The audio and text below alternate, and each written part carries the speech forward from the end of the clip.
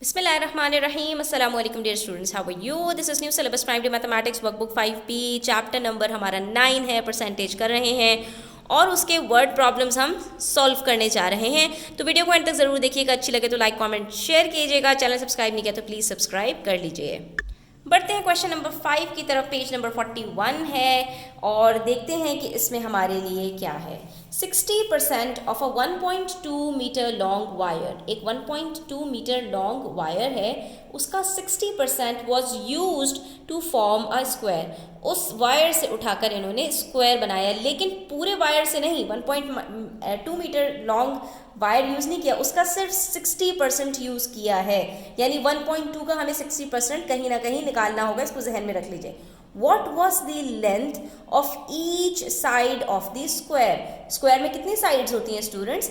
4 sides होती हैं। तो अगर मुझे 60% पता चल जाएगा इसका, तो मैं क्या करूँगी, मैं उसको डिवाइड कर दूँगी 4 से, तो मुझे स्क्वायर की एक साइड पता चल जाएगी। यानी हर एक साइड उसकी कितने मीटर्स की होगी। ठीक है, हम सबसे पहले 60% निकालेंगे 1.2 मीटर्स का।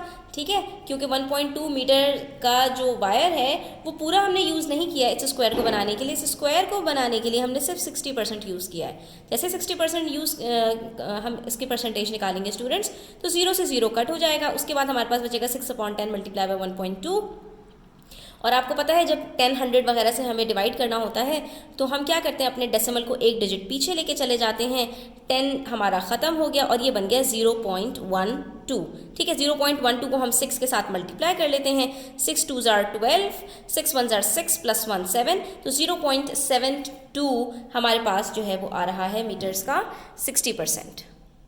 और जब हमें ये पता चल गया कि ये पूरा का पूरा स्क्वायर 0.72 मीटर्स का बना हुआ है, तो हमें इतनी बात तो पता है स्टूडेंट्स के स्क्वायर की चारों साइड्स बराबर होती हैं। जब चारों साइड्स बराबर होती हैं और एक साइड की लेंथ निकालनी है कि यानी कि इसकी चारों साइड्स की लेंथ कितनी है, तो हमने क्या करना है, 0.72 को हम डिवाइड कर देंगे 4 से। और जब हम जैसे उसको डिवाइड करेंगे तो 4 0 से 0, उसके बाद पॉइंट है तो हमने पॉइंट लगाया। उसके बाद 4 1s are 4, सब्ट्रैक्ट किया 3 बचा, ऊपर से 2 उतारा 32, 4 के टेबल में आता है, 4 8s are 32। तो हमें पता चल गया कि इसकी हर साइड 0.18 मीटर्स की बनी हुई है। ठीक है, चारों साइड्स जब 0.18 की बनी हुई हैं तो चारों साइड्स मिलकर 0.72 का वायर यूज़ कर रही हैं। और यही हमसे पूछा था, तो हम बता देंगे the length of each side of the square is 0.18 metres. ठीक है, उसके बाद हमारे पास है क्वेश्चन नंबर 6, इसको भी देख लेते हैं। The sum of the length of a rectangle is 70% of its perimeter. ठीक है, जो एक रेक्टेंगल है उसकी जो लेंथ है उसका जो सम है, यानी कि 2 लेंथ्स होती हैं और 2 ब्रेथ होती हैं एक रेक्टेंगल के अंदर। आपको पता होगी ये बात कि रेक्टेंगल के अंदर चारों साइड्स बराबर नहीं होती, 2 लेंथ होती हैं और 2 ब्रेथ होती हैं। तो इसकी जो दोनों लेंथ्स हैं ये दोनों मिलकर 70% बन रही हैं। बाकी जो दोनों ब्रेथ्स हैं वो मिलकर कितनी बन रही होंगी, 100 - 70, दैट इज 30%। ठीक है, the perimeter of the rectangle is 40 centimetre. अगर इस रेक्टेंगल का पूरा पेरीमीटर यानी कि चारों साइड्स की लेंथ 40 सेंटीमीटर है, तो what is the length of the rectangle. तो एक लेंथ आप बता दीजिए कि रेक्टेंगल की कितनी होगी।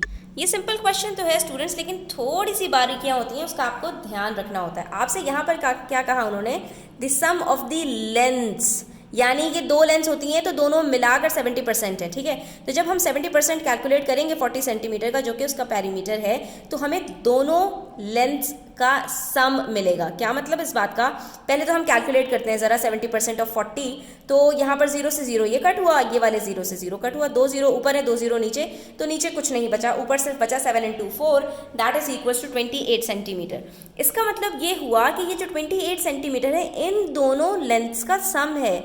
और हमसे यहाँ पर क्या पूछा है, length, not lengths. What is the length of the rectangle, और वो हमें कैसे पता चलेगा, जब 2 लेंथ्स 70% यानी 28 सेंटीमीटर हैं, तो एक लेंथ कितनी होगी, सिंपल है, 28 को 2 से डिवाइड कर दीजिए। और हमें पता है 2 14s are 28 होता है। तो यहाँ पर हमें पता चल गया the length of the rectangle is 14 centimetre. अगर आप ये लिख देंगे the length of this rectangle is 28 centimetre, तो ये आपका आंसर गलत हो जाएगा। इसलिए ये छोटी छोटी चीज़ों को ज़रूर नोट डाउन किया करें और इन चीज़ों का ख्याल रखा करें, क्योंकि एग्ज़ाम के अंदर ये छोटी छोटी चीज़ों का ख्याल रखने से आपकी सिली मिस्टेक्स नहीं होती और आपको पूरे के पूरे नंबर मिल सकते हैं। आज की वीडियो यहीं तक थी। Thanks for watching the video till the and. अपना ख्याल रखिएगा। अल्लाह हाफ़िज़।